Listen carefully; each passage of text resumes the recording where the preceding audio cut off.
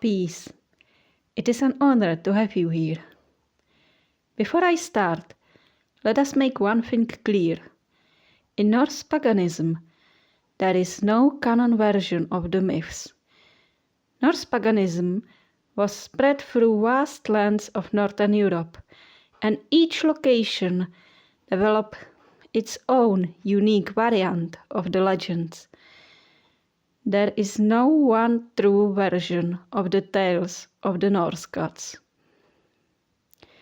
And thanks to that, we are even nowadays getting new versions of the myths. Sometimes improved, sometimes not so much.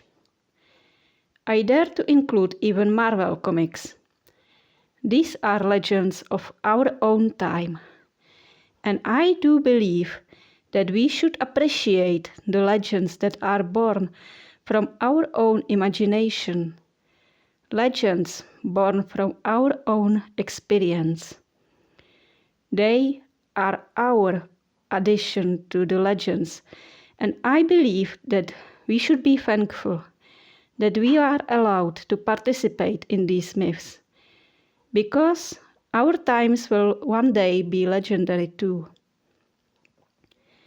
Gods, they are not just concepts. They do live, and they live in this exact world we live today, at the year 2026.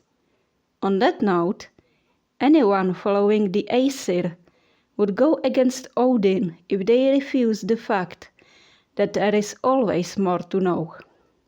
Speaking of which, let me tell you my own invented tale.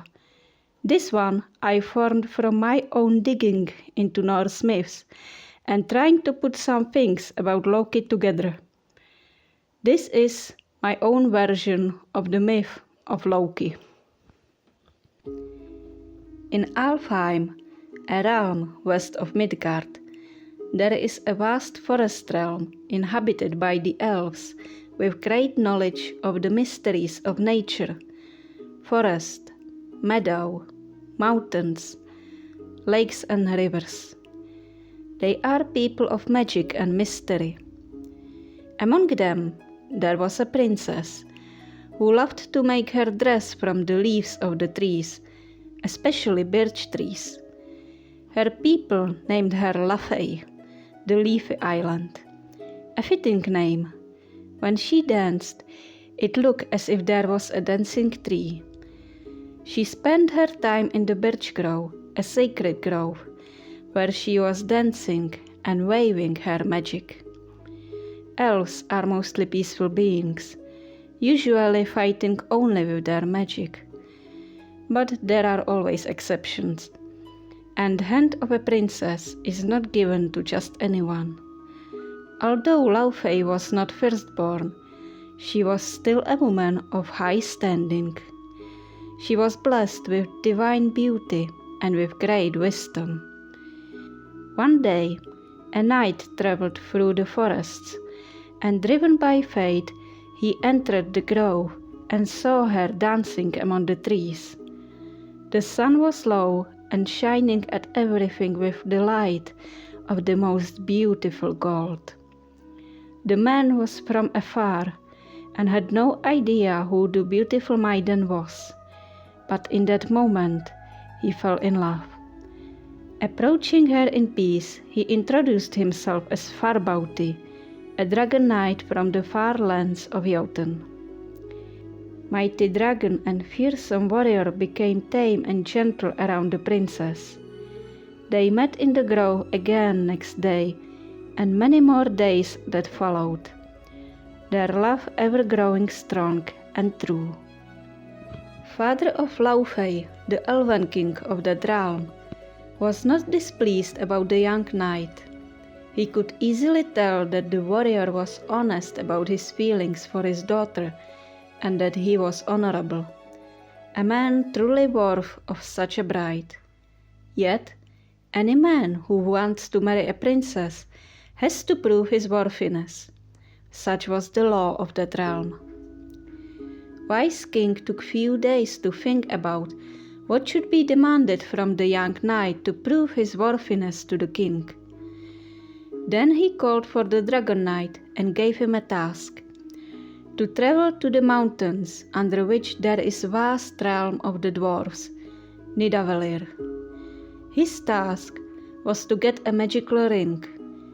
They met behind closed doors, and only they know what kind of power that ring has. Farbauti agreed and swore that he will get the ring and bring it to the king. After saying farewell to his love, along with promises of his return, he transformed into mighty dragon and left on his journey.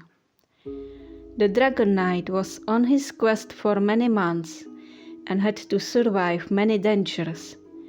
For even for a dragon, the world can be a very dangerous place.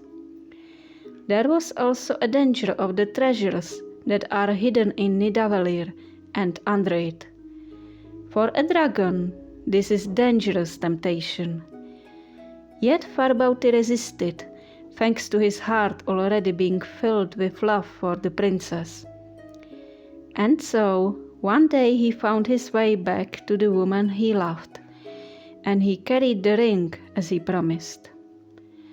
Having proven himself, Farbauti was given the blessings of the king and was allowed to marry the woman he loved so deeply that even vast treasures of the dwarfs couldn't keep him from returning to her.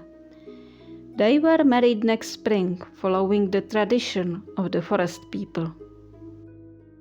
Farbauti loved freedom of travels and often wandered away, but he always returned to his wife.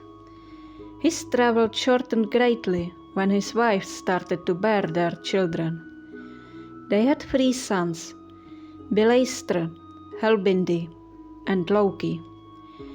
Bileistre took greatly after his father, becoming warrior of renown.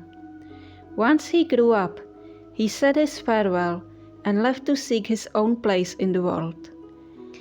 Helbindi was interested in wealth and took a lot of magic knowledge from his mother. He wasn't seeking heroic adventures and sought rather to build his own kingdom through trade and goodwill. He built one eventually. Where it is, I do not know. And then there was Loki. Though he mastered the art of fighting thanks to his father, he wasn't as strong as his brothers, inheriting more of his mother's side physically. However, dragon blood of his father gave him intelligence beyond many. From elves he learned the art of trickery. Loki became cunning and was winning fights by outsmarting people rather than by brute strength. More than heroic adventures of his father, Loki was interested in magic that his mother taught him. But he too felt the need to travel the world and finding his own place in it. At first, his travels were short, but in time he traveled further and further, until it happened that he hardly ever returned home. Yet he never forgot his roots. It happened one day that Loki met a powerful witch in Iron Forest and fell under her spell. Well-made trap was a huge surprise, and even though he was able to escape in time, the talent of the witch impressed him. So, when she appeared, he did not run away. Instead, he approached her. That is how he met Angerboda. Their magic got mixed, and two fell in love. Angerboda was powerful and always in tune with the wildness. She was a shaman who could shapeshift into various animals and even other forms. And in time she helped Loki to master this art as well. Together they lived in the forest, ran, hunted, and made love on many places and in many forms, becoming one with the wildness around them, with the forest, the sky, and with the ground. Everything around them becoming alive and enchanted by their magic, awakened. 3 children came from their love. They were like no other. beings and spirits of the primordial powers. Fenrir, the wolf, hunter and spirit of warriors, guardian of family and being of honor. Jormungandr, primordial snake, spirit of death and rebirth, sometimes called Ouroboros, knower of the darkness and things that are hidden and unknown. He knows path among the worlds. And of course Hela, lady of life and death, necromancer, watcher on the threshold of the realms of life and death, one who connects past and the present. The children were still very young when Loki was exploring the realm around the forest, where he met a stranger. He met Odin.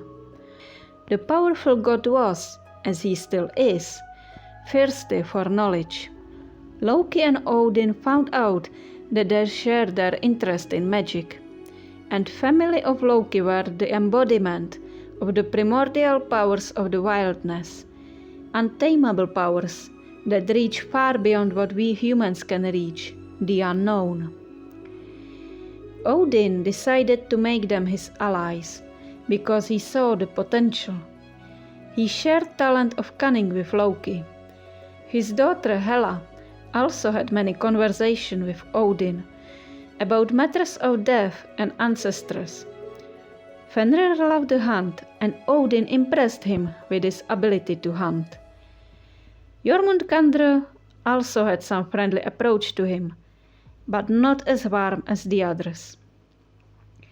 Odin visited them few times, and even went on multiple adventures with Loki by his side. The two became friends and decided to swear an oath of friendship. This was ancient tradition of bonding of families. They both cut their hand and let some of blood to drop on the floor, where it got mixed. Thus, mixing their blood, they became blood brothers. With that done, next time Odin arrived with other gods and invited Loki to live in Asgard. Loki agreed, and his family went with him. Angerboda was not entirely happy about this decision. She foresaw a bad future, but went with her husband because she would never allow being parted from him. So they all went to Asgard. Angerboda changed her name to Sigyn, marking start of new life. The gods were younger back then, and more open to the mysteries of the world.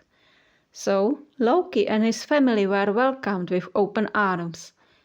Those were good days for Asgard that gained powerful allies in Loki and his family. But things did not went well.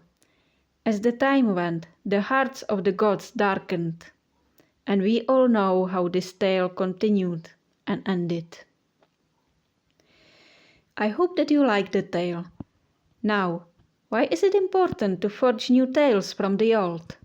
Well, first, because only constantly renewed and updated spirituality can be living spirituality. Second, because I follow left-hand path, the path of individuality. And that includes forming my own mythology, my own legends. Hopefully, I will enrich others as well. Another reason for appreciating new versions of the tales is there is only as much you can gain from one story. Every source will eventually get depleted. We need change and grow. Otherwise, we would end walking in a cycle that leads nowhere, or we will hit a dead end. I'm not the only one who created something like this. Loki has many followers, and some are willing to share new stories about Loki. And the same is true for other gods as well. Not that I would not appreciate the past, I do. It is worth it to take a look at the myths that were written in the past and survived. But we should not remain stuck in the past. We need to learn from it and build upon it to make better future. There. Before I end this video, I think I could present some arguments for my story. A lot is, obviously, rather a fantasy, but something presents are based on my understanding of the myths and the culture of old. I might be wrong, and I'm open to that. Certainly I got at least something wrong. I'm not perfect. Anyway, the main thing that feels to me quite overlooked is fact that Loki and Odin are blood brothers. According to my understanding of this kind of bonding, it was not common. It was mainly a thing among the leaders, the royalty of society. You might know that some time back I spoke on this channel about Norse myth, and particularly about the tale of travels of Heimdall. This tale I consider apologetics of that time, explaining why there are three castes of society. The truth also is, they did not mix. Reading Gesta Danorum was truly educational on how the society thought and behaved. There was tale of a king saved by a peasant.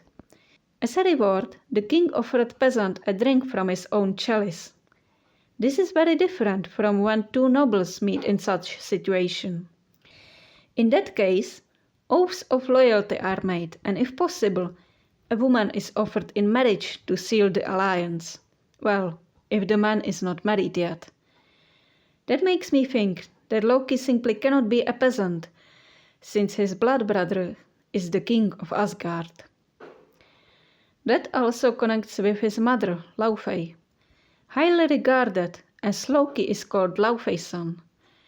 She was of high standing and was also considered a goddess, one of Aesir. But let us be honest, Aesir is a tribe of people coming from more places and from various other tribes. Magic and trickery is usually connected with the elves. Therefore, I considered her to be princess of the elves. Being connected with trees also supports that idea. And for Farbauti being a dragon. Here my argument is very weak, honestly. Mostly it is based on the agreement with other left-hand path practitioners that Loki is from dragon bloodline. His father is able to control lightning and is fearsome. And it is guessed that he was able to fly as well. Among darker practitioners, it is believed that he is a dragon. Also, Loki's son, Jormungandr, the snake, is also a dragon. You can agree, you can disagree. It's okay. The point is to give you something to think about and hopefully to inspire your own imagination and experience.